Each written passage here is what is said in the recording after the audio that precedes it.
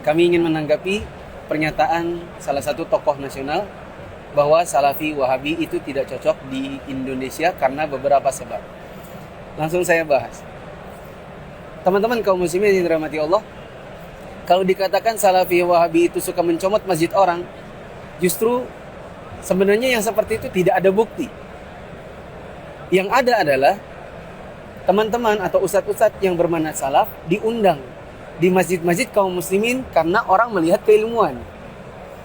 Ustadz dari Madinah, ustadz dari Mekah lulus, kemudian dikenal di masyarakat. Masyarakat mengenal kok ilmunya jelas, ada dasar, ada dalil, kok ilmiah, kok lebih menarik. Mohon maaf, harus diakui juga sebagian ustadz salaf itu sangat menarik untuk didengarkan, bahkan oleh orang awam. Diundanglah mereka ke dalam masjid kaum muslimin.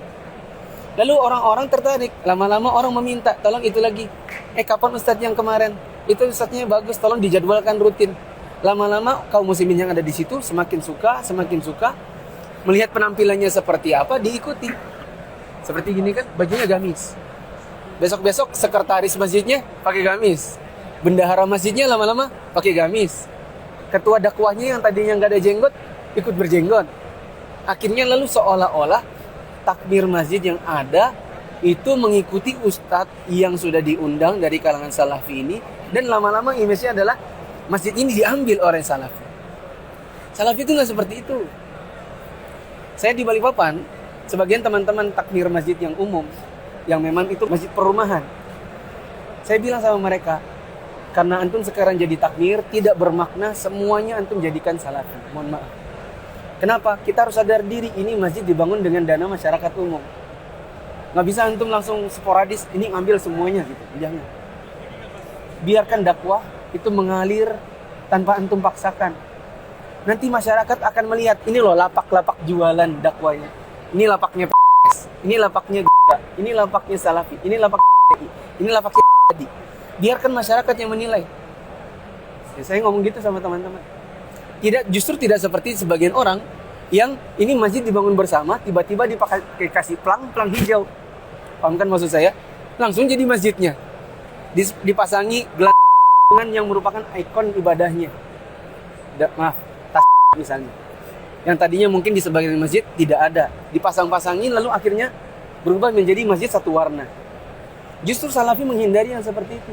Salafi itu ingin dakwahnya diterima apa adanya tanpa dipaksa. Nggak benar kalau ada perkataan Salafi itu mencomot masjid orang. Ya, di Balikpapan ada masjid ormas.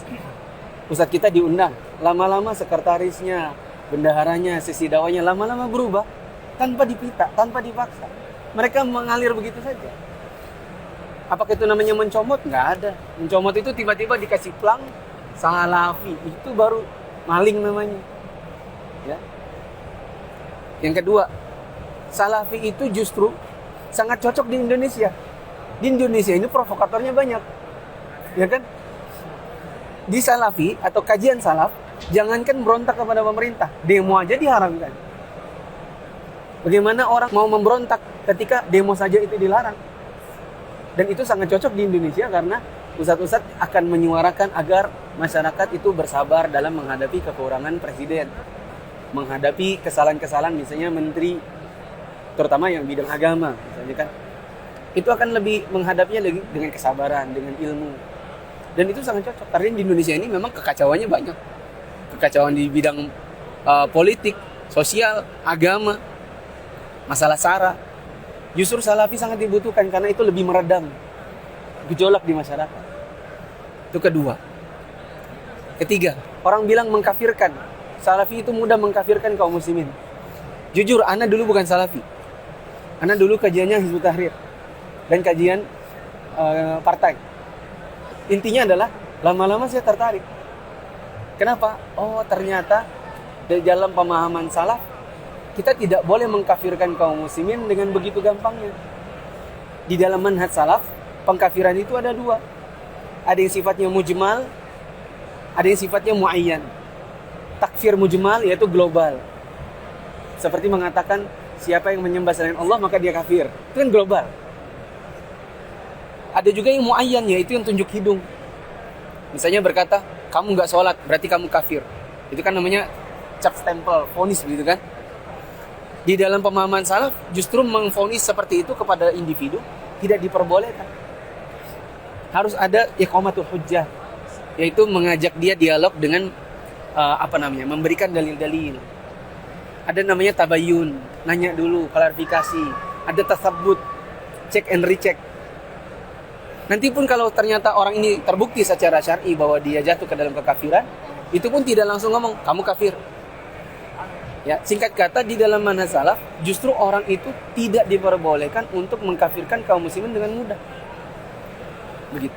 Meskipun secara syar'i kita sudah bisa tahu, oh ini dukun misalnya. Dukun itu jatuh ke dalam kekafiran kan begitu. Menjustifikasi itu sangat dilarang di dalam manhaj salaf bila itu dilakukan secara serampangan. Nah, jadi kalau dikatakan salafi mudah mengkafirkan kaum muslimin, oh nggak punya bukti dan salah, jauh panggang dari api. Justru di dalam pemahaman salaf mengkafirkan dengan mudah itu dilarang. Kalau ada yang bilang, tapi itu salafi apa-apa syirik. Stempel syirik yang disebutkan oleh salafi itu adalah pada perbuatan, bukan pada orang. Misalnya siapa yang menyembah kubur, maka dia syirik. Betul kan? Siapa yang mau menolak? Menyembah kubur bukan menyembah Allah itu adalah kesyirikan? Karena itu betul saja. Adapun pelakunya orang per orang, misalnya kita punya tetangga, dia suka pergi ke kubur, kita nggak tahu dia ngapain, atau kita pernah tanya, kamu kalau ke kubur ngapain? Oh saya tawasul di situ. Itu nggak langsung, oh musyrik, nggak ada kayak gitu. Ya, yang ada cuma sekedar penjelasan. Kita kalau ke kubur yang disunahkan adalah memohonkan ampun buat yang dikubur, memohon sesuatu kepada Allah. Kalau kita datang ke situ kemudian kita berkata, wahai kubur, berikan saya rezeki, berikan saya jodoh, maka ini yang disebut dengan syirik. Dan yang dijelaskan adalah perbuatan, bukan stempel orang per orang gitu. Singkat kata, kalau ada orang mengatakan salafi itu tidak cocok di Indonesia, keyakinan Ana justru sebaliknya. Salafi itu mengajak kaum muslimin untuk beribadah kepada Allah dengan mentauhidkan Allah dan tidak mudah dalam mengkafirkan seseorang. Adapun penjelasan tentang sebuah perbuatan, oh ini kekafiran, oh ini kemusyrikan, yang dimaksud adalah perbuatannya. Adapun individunya tidak seperti itu, tidak serampangan. Yang kedua, di Indonesia itu banyak provokator. Di Indonesia banyak orang yang mengajak kaum muslimin untuk memberontak kepada pemerintah. Pemahaman salaf justru mengajak kaum muslimin untuk meredam gejolak dan menghadapi kesalahan pemerintah dengan lebih kesabaran, dengan doa. Ketiga, dai-dai yang bermanhaj salaf itu dakwah diminta, tidak minta-minta untuk diundang. Kemudian bila akhirnya dakwah mereka diterima kaum muslimin, lalu kaum muslimnya minta lagi dibikinkan kajian rutin, akhirnya masyarakat berubah. Penampilan mereka yang tadinya misalnya sholat hanya pakai baju kaos, sekarang pakai baju gamis. Yang dulunya baju seadanya, sekarang sudah baju yang lebih baik. Yang dulunya celananya terinjak-injak, sekarang celananya di atas mata kaki. Itu semua mengalir apa adanya, tidak pernah diminta, diatur dan seterusnya. Justru sebaliknya, ada sebagian orang masjid-masjid umum tiba-tiba dibikinkan plang, dicap ini adalah masjid kami gitu. Kalau salaf tidak akan melakukannya seperti itu.